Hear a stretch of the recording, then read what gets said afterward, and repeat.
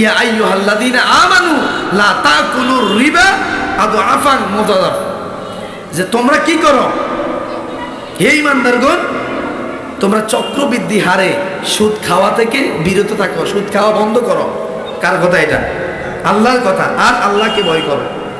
আল্লাহকে কি করো?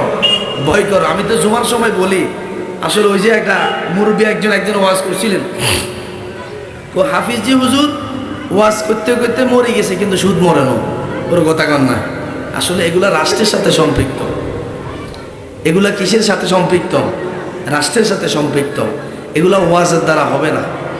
আপনি দেখবেন এলাকার প্রত্যেকটা রন্ধে রন্ধে আজকে সুদ ঢুকে গেছে কিনা, এনজিও ঢুকে গেছে কিনা, এনজিও অফিসগুলো আমাদের মোড়ে মোড়ে করতেছে কিনা আপনি জানেন না।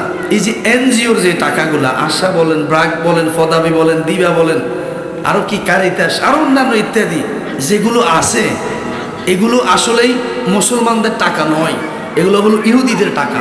কাদের টাকা আপনি জানেন না? মুসলমানদের জন্য সবচাইতে ক্ষতিকর একটা প্রোডাক্ট হচ্ছে ইহুদি। কে? ইহুদি। প্রত্যেকটা ইমানদারের, মুসলমানের রন্ধে রন্ধে কি লওয়াই দিছে? সুদ লওয়াই দিছে, জেনা লওয়াই দিছে। আচ্ছা আপনারা বলেন তো, আপনারা তো অনেকেই জানেন, এটার সাথে জড়িত আছেন, বলেন মহিলা না গেলে কি ঋণ দেন? বলেন। আপনি পুরুষ যদি অফিসে যাই, সিল্লাই মরিও যান, আমরা দিবনি, কইব বউ ছবি লাগবে, আপনার ওয়াইফের আনতে হইব। তার মানে পুরুষকে সে টাকা দেবে না, ওয়াইফকে দেখতে হইব, মুখটাও চাইতে হইব। আর এখন দেখা গেছে প্রত্যেক দিন সকালবেলা যখন সরাবজল আসি, বিভিন্ন পয়েন্টে দেখি সাথী একখান মাথার দিই, এরম ব্যাগও ডায়েরি খাতাও হাতে করি, চলছে আল্লাহ নাম লই। কই যা? হয়তো আসাদ ন ফসিকার ন দিবার ন কারিদাসে এই জাতীয় কি, ঠিক আছে কিনা? আচ্ছা এনা আপনারা যারা আছেন, একজন পুরুষও কি কিস্তি দিন যাননি? কনসাই বলেন তো, কিস্তি দিতে কে পুরুষও যা? কে যা? মহিলা যা। কেন মহিলা কেন যাবে? এটা হচ্ছে ইহুদি কালচার। আমাদের মা বোনদেরকে পর্দা থেকে বের করার জন্য, আমাদের মা বোনদেরকে তারা মুখ চাইবো, দেখবো, এখানে আরাম ভোগ করবো, নিয়ে না যাইবো। কিন্তু আপনি পুরুষ গেলে এতে খুশি হইতো না, মহিলা যাইলে এতে যুদ্ধটা খুশি হইব। আছে না এরকম? সেই এনজিও কেউ চাকরি করলে মনে কষ্ট নিয়েন না, এটাই আমরা দেখেছি। এনজিও চাকরি না করলে আমরা দেখি তো এগুলা। তা না হলে মহিলার কাজটা কি? মহিলার ছবি লাগবো, মহিলার সই লাগবো, মহিলা না গেলে এনজিও টাকা দেবে না। কারণটা কি? এটা হচ্ছে আমাদের মা বোনদেরকে বেহায়াপনা, উলঙ্গপনা, বেফরদার মধ্যে বের করার জন্য। আপনি খোঁজ নিয়ে দেখবেন এগুলা মুসলমানদের টাকা নয়, এগুলা ইহুদি খ্রিস্টানদের টাকা। এই জন্য প্রিয় উপস্থিতি, আল্লাহ রাব্বুল আলামিন সফলতা অর্জনকারীর যেই গুণগুলা কোরআন এবং সুন্নাহর মাধ্যমে বলেছি, এই কাজগুলো যদি আমরা দুনিয়াতে করতে পারি, আমরা সফলতা অর্জন করতে পারবো কিনা?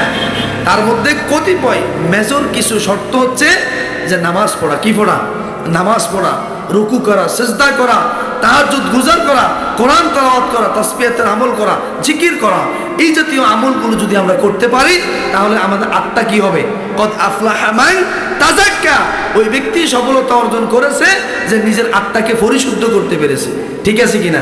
নিজের মনের ভিতরে হারামি রাখি আপনি যা কিছু করেন হইবনি, আগে নিজের আত্মাকে কি করতে হবে?